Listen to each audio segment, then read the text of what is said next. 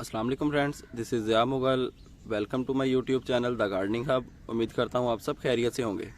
हमारा काऊ डंग कब ready to use हो जाता है, काऊ डंग को डिकम्पोज करने का तरीका क्या है और कौन से सीज़न के अंदर हम इसे यूज़ कर सकते हैं, तो आज की वीडियो में हम इसी टॉपिक को क्लियर करेंगे। तो आएँ अपनी वीडियो स्टार्ट करते हैं।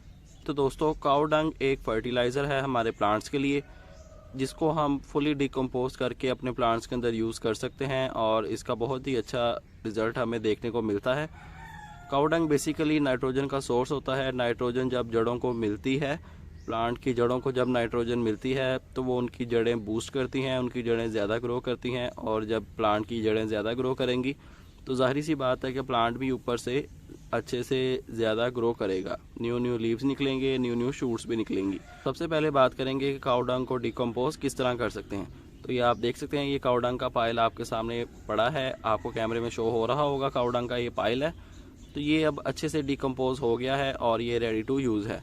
सबसे पहले बात करेंगे कि इसको हम डिकम्पोज कैसे कर सकते हैं। सबसे पहले आपने काऊ डंग इकट्ठा कर लेना है, नर्सरी से ले आएँ, नहीं तो आप किसी भी जगह पे, किसी भी जगह से आप इसको कलेक्ट कर सकते हैं और आपने इसको एज इट इज़ रख देना है और इसको पानी का शावर करते रहना है। पानी का शावर आपने इसको डिकम्पोज करने के लिए इसके ऊपर करना है, क्योंकि ताज़ा गाय का गोबर हम प्लांट्स में यूज़ नहीं कर सकते।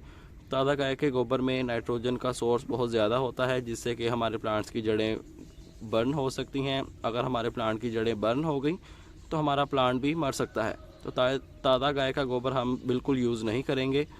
इसको अच्छे से पहले डिकम्पोज कर लेंगे, देन इसको यूज़ करेंगे। तो डिकम्पोज करने का तरीका यही है कि आप इसका एक पाइल बना लें, इसका एक पहाड़ सा बना लें और उसको एक साइड पे रख दें और टाइम टू टाइम उसके ऊपर पानी का शावर करते रहें।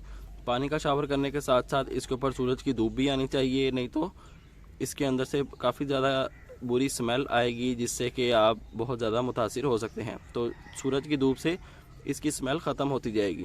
तो पानी का शावर आप करते जाएंगे और एक टाइम आएगा कि आपका गाय का गोबर बिल्कुल ठंडा हो जाएगा और रेडी टू यूज़ हो जाएगा। सबसे बड़ी इसकी निशानी ये होती है कि आपका गाय का गोबर बिल्कुल ब्लैकिश टोन में आ जाएगा। जब गाय का गोबर ताज़ा होता है तो वो ब्राउनिश टोन में होता है, ब्राउन ब्राउन नज़र आता है। और जब रेडी टू यूज़ हो जाता है, फुली डिकम्पोज हो जाता है, तो वो ब्लैकिश टोन में आ जाता है। तो ये आप देख सकते हैं, ये गाय का गोबर बिल्कुल रेडी टू यूज़ हो गया है, क्योंकि ये ब्लैकिश टोन में आ गया है। और दूसरा मेथड इसको चेक करने का कि गाय का गोबर फुली डिकम्पोज हो गया है या नहीं, वो ये कि इसके अंदर से बिल्कुल आपको स्मेल नहीं आएगी। आप इसको स्मेल करेंगे तो इसके अंदर से बिल्कुल आपको कोई स्मेल नहीं आएगी और देखने में बिल्कुल ये ब्राउनिश टोन में, ब्लैकिश टोन में नज़र आएगा आपको। तो ये आप देख सकते हैं, इसको अगर स्मेल करेंगे तो इसकी स्मेल बिल्कुल नहीं होगी।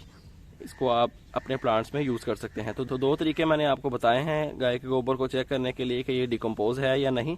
सबसे पहले आप उसको स्मेल करें, अगर तो वो उसके अंदर से स्मेल आ रही है तो आपका गाय का गोबर अभी ताज़ा है, अभी कच्चा है, अभी वो प्लांट्स को देने के काबिल नहीं हुआ। तो आप उसको मज़ीद डिकम्पोज करें जब तक कि वो काले रंग में ना बदल जाए। काले रंग में बदल जाएगा, आप उसको स्मेल करें। अगर तो उसके अंदर से स्मेल बिल्कुल ख़त्म हो गई है, बिल्कुल ठंडा हो गया है आपका गाय का गोबर, देन आप इसको अपने प्लांट्स में यूज़ कर सकते हैं। गाय के गोबर को डिकम्पोज करते करते तकरीबन 1 माह लग जाता है फुली डिकम्पोज होने में। तो 1 महीने के लिए आपको बैकअप रखना पड़ेगा अपने प्लांट्स के लिए। अगर तो आपने गाय का गोबर यूज़ करना है तो 1 महीना आपको इसको डिकम्पोज करने में लग जाएगा और 1 महीने के बाद ये फुली डिकम्पोज होकर आपके पास रेडी हो जाएगा। आप इसका एक स्टॉक बना लें, इसकी क्वांटिटी तैयार कर लें पहले, डिकम्पोज इसको करके अच्छे से इसको शॉपिंग बैग में डाल के इसको रख लें और टाइम टू टाइम अपने प्लांट्स के अंदर यूज़ कर सकते हैं आप। तो ये आप देख सकते हैं, ये सेंटर से और नीचे से बिल्कुल ब्लैकिश टोन में आ गया है, कैमरे में आपको शो हो रहा होगा। बिल्कुल काले रंग में ये बदल गया है और यही निशानी है कि हमारा गाय का गोबर बहुत अच्छे से डिकम्पोज हो गया है। तो अब हम इसको अपनी मिट्टी के अंदर और अपने प्लांट्स के अंदर यूज़ कर सकते हैं। इस टाइप का जब आप गाय का गोबर लेके आएंगे तो वो कुछ इस टाइप का होगा, ब्राउनिश टोन में, और जब वो फुली डिकम्पोज हो जाएगा देन वो इस फॉर्म में आ जाएगा। तो जब आपका गाय का गोबर बिल्कुल ब्लैकिश टोन में आ जाए और उसके अंदर से स्मेल बिल्कुल ख़त्म हो जाए, आपका गाय का गोबर बिल्कुल ठंडा हो जाए, देन आप इसको अपने प्लांट्स में यूज़ करेंगे तो ये आपके प्लांट्स को फ़ायदा देगा, ना कि नुकसान। अगर आप इसका ज़्यादा यूज़ कर लेंगे तो ये आपके प्लांट्स को नुकसान पहुंचा सकता है। तो आपने इसकी बहुत ही कम क्वांटिटी यूज़ करनी है ताकि आपके प्लांट्स अच्छे से ग्रो करते रहें। सोयल बनाने के ऊपर मेरी ऑलरेडी वीडियो मौजूद है, अगर वो आपने नहीं देखी तो वीडियो के एंड पे लिंक मेंशन कर दूंगा, तो आप वो भी देख के एक बैलेंस डाइट, बैलेंस सोयल अपने प्लांट्स के लिए रेडी कर सकते हैं। तो अब बात कर लेते हैं इसके यूजेज के बारे में कि हम इसको किस सीज़न में यूज़ कर सकते हैं। जिस सीज़न में प्लांट की ग्रोथ होती है उस सीज़न में हम इसको यूज़ कर सकते हैं। तो प्लांट्स की ग्रोथ 2 सीज़न में होती है, एक बहार के सीज़न में और एक बरसात के सीज़न में। तो बहार का सीज़न शुरू होने से 15 दिन पहले आप इसको अपने प्लांट्स के अंदर यूज़ कर लें, ताकि जैसे ही बहार का सीज़न शुरू हो तो आपके प्लांट्स को फ़ायदा देना शुरू कर दे, और ये जैसे जैसे आपकी जड़ों को जाता जाएगा प्लांट्स की, तो वैसे वैसे प्लांट आपका बढ़ता जाएगा। और दूसरा सीज़न होता है बरसात का। जब बरसात का सीज़न आए, बारिशें हों, देन आप अपने प्लांट्स को गाय का गोबर ऑफर कर सकते हैं।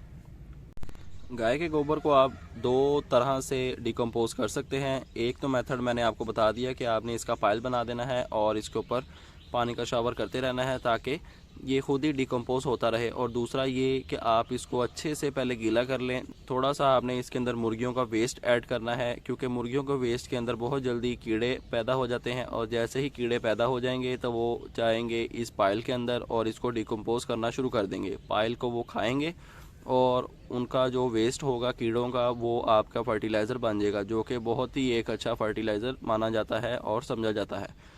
तो ये 2 मेथड हैं। अगर तो आप इंसेक्ट्स को, कीड़ों को बर्दाश्त कर सकते हैं, तो सेकंड मेथड बहुत ही अच्छा मेथड होता है, क्योंकि जो डिकम्पोजिशन कीड़ों ने करनी होती है वो खुद ब खुद होने में काफ़ी टाइम ले जाती है। अगर तो आप ऐसे ही पाइल अपना पड़ा रहने देंगे तो ये आपका 2 से 3 माह भी ले सकता है डिकम्पोज होने में। तो आप कोशिश करें कि जल्दी डिकम्पोज करने के लिए आप इसके अंदर थोड़ा सा मुर्गियों का वेस्ट ऐड कर दें, ताकि उसके अंदर जल्दी से कीड़े पैदा हो जाएं और वो जल्दी से डिकम्पोजिशन का अमल शुरू कर दें।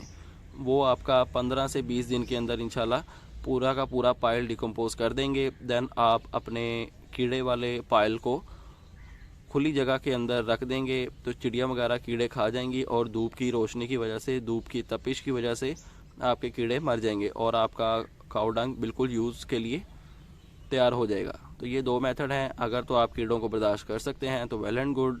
सेकंड मेथड के साथ आप लाजमी ट्राई करें इसको। तो ये दोनों मेथड मैंने आपको बता दिए हैं कि किस तरह आप अपने काऊ डंग को फुली डिकम्पोज कर सकते हैं, और ये भी मैंने आपको बता दिया है कि आपको कैसे पता चलेगा कि आपका काऊ डंग डिकम्पोज हो गया है या नहीं। और ये भी मैंने आपको बता दिया है कि आपने इसको किस किस सीज़न में यूज़ करना है और कितना यूज़ करना है। 70% आपने भर लेनी है और 30% आपने काऊ डंग लेना है। इसको अच्छे से मिक्स कर लें और हो सके तो इसके अंदर थोड़ी सी पत्तों की खाद भी ऐड कर लें, ताकि आपका बहुत एक अच्छा बैलेंस डाइट बन जाए प्लांट्स के लिए और आपके प्लांट्स खुशी से अच्छे से ग्रो करते रहें।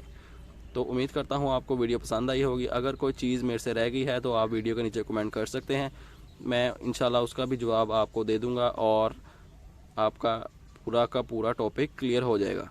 तो अगर आप हमारे चैनल पर नए हैं तो चैनल को सब्सक्राइब लाजमी कर लें और बेल आइकन भी प्रेस कर लें। तो आपसे मुलाकात होगी इंशाल्लाह नेक्स्ट वीडियो में किसी नए टॉपिक के साथ। अपना ख्याल रखिएगा, तब तक के लिए अल्लाह हाफिज़।